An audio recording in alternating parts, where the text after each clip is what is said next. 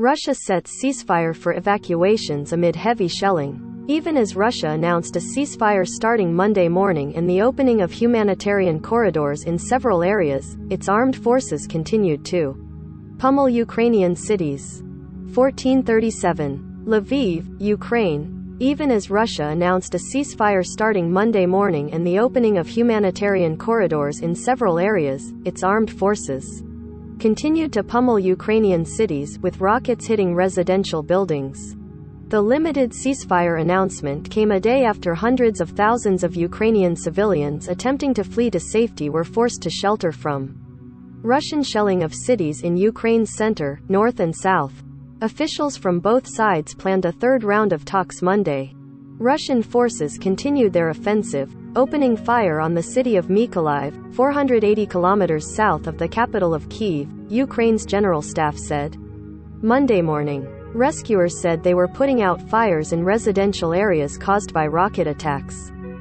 Shelling also continued in the suburbs of Kyiv, including Irpin, which has been cut off from electricity, water and heating for 3 days. Russia continues to carry out rocket, bomb and artillery strikes on the cities and settlements of Ukraine, the general staff said. The invaders continue to use the airfield network of Belarus to carry out airstrikes on Ukraine.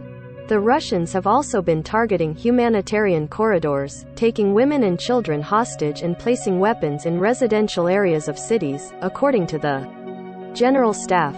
A Russian task force said a ceasefire would start Monday morning, the 12th day of the war, for civilians from Kyiv, the southern port city of Mariupol, Kharkiv, Ukraine's second-largest city, and Sumy. It wasn't immediately clear if fighting would stop beyond the areas mentioned in the task force's statement, or when the ceasefire would end. The announcement follows 2 failed attempts to evacuate civilians from Mariupol, from which the International Committee of the Red Cross estimated 200,000 people were trying to flee. Russia and Ukraine have traded blame for the failure. The Russian task force said Monday's ceasefire in the opening of the corridors was announced at the request of French President Emmanuel Macron, who spoke to Russian President Vladimir Putin on Sunday. Evacuation routes published by Russia's RIA Novosti news agency, citing the defense ministry, show that civilians will be able to leave to Russia and Belarus. Russian forces will be observing the ceasefire with drones, the task force said. The earlier breakdown of evacuations came as Ukraine officials said that Russian shelling intensified across the country. Instead of humanitarian corridors, they can only make bloody ones, Ukrainian President Volodymyr Zelensky said Sunday. Today a family was killed in Irpin. Man, woman and 2 children. Right on the road. As in a shooting gallery. Putin said Moscow's attacks could be halted, only if Kyiv ceases hostilities. As he has often done, Putin blamed Ukraine for the war, telling Turkish President Recep Tayyip Erdogan on Sunday that Kyiv needed to stop all hostilities and fulfill the well-known demands of Russia. Putin launched his invasion with a string of false accusations against Kyiv, including that it is led by neo-Nazis intent on undermining Russia with the development of nuclear weapons. As Russian attacks worsened, a brief reprieve from fighting in Mariupol collapsed. Heavy artillery hit residential areas in other large cities, local officials. There can be no green corridors because only the sick brain of the Russians decides when to start shooting and at whom, Ukraine Interior Ministry advisor Anton Gerashenko said on Telegram. On what is known as Forgiveness Sunday in Orthodox Christianity, Zelensky said Ukraine will never forgive the shelling of its homes, the killing of unarmed people and the destruction of its infrastructure. And God will not forgive, either today or tomorrow, never. And instead of a day of forgiveness, there will be a judgment day.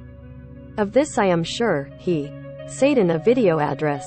The death toll remains unclear. The UN says it has confirmed just a few hundred civilian deaths but also warned that the number is a vast undercount. Presidential advisor Oleksiy Arestovich described a catastrophic situation in the Kyiv suburbs of Bucha, Hostomel and Irpin, where efforts to evacuate residents on Sunday failed. About 8 civilians, including a family, were killed by Russian shelling in Irpin, according to Mayor Oleksandr Markishin. Video footage showed a shell slamming into a city street, not far from a bridge used by people fleeing the fighting. A group of fighters could be seen trying to help the family. Arestovich said the government was doing all it could to resume evacuations. This is likely to represent an effort to break Ukrainian morale, the UK Ministry of Defence said of Russian tactics as the war entered its 12th day. Monday. Fighting has caused 1.5 million people to flee the country, which the head of the UN Refugee Agency called the fastest-growing refugee crisis in Europe since World War II. British military officials compared Russia's tactics to those Moscow used in Chechnya and Syria, where surrounded cities were pulverized by airstrikes in food, water, medicine and almost all other supplies were in desperately short supply in Mariupol, where Russian and Ukrainian forces had agreed to an 11-hour ceasefire that would allow civilians and the wounded to be evacuated. But Russian attacks quickly closed the humanitarian corridor, Ukrainian officials. The handful of residents who managed to flee the city before the humanitarian corridor closed said the city of 430,000 had been devastated. "We saw everything. Houses burning, all the people sitting in basements," said Yelena Zame, who fled to one of the self-proclaimed republics in eastern Ukraine held by pro-Russian separatists. No communication, no water, no gas, no light, no water. There was nothing. Russia has made significant advances in southern Ukraine as it seeks to block access to the Sea of Azov. Capturing Mariupol could allow Moscow to establish a land corridor to Crimea, which Russia annexed from Ukraine in 2014 in a move that most other countries considered illegal. But much of the Russian advance has become stalled, including an immense military convoy that has been almost motionless for days north of Kyiv. A senior U.S. defense official said Sunday that the U.S. assesses that about 95% of the Russian forces that had been arrayed around Ukraine are now inside the country. The official, who spoke on condition of anonymity to discuss military assessments, said Russian forces continue to advance in an attempt to isolate Kyiv, Kharkiv and Chernihiv, but are being met with strong Ukrainian resistance. Emergency officials in the Kharkiv region said Monday that overnight shelling killed at least 8 people and wrecked residential buildings, medical and education facilities and administrative buildings.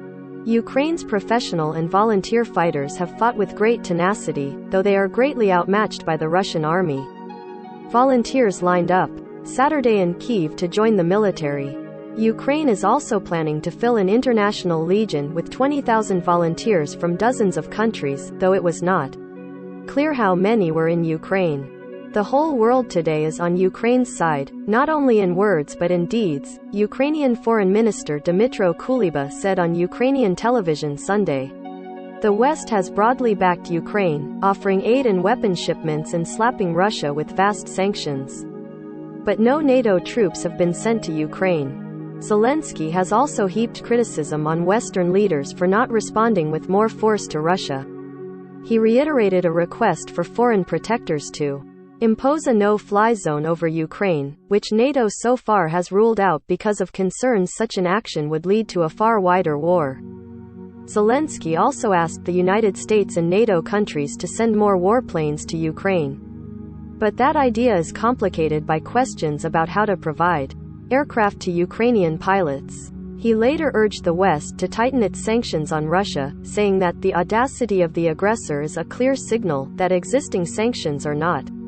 Russia has become increasingly isolated in the days since the invasion began, closing itself off to outside sources of information as sanctions bite deeply into its economy. The ruble has plunged in value, and dozens of multinational companies ended or dramatically scaled back their work in the country. On Sunday, American Express announced it would suspend operations in Russia, as well as in Russian-allied Belarus. Also, 2 of the so-called Big Four accounting firms, KPMG and PricewaterhouseCoopers, said Sunday they would end their relationships with their Russia-based member firms.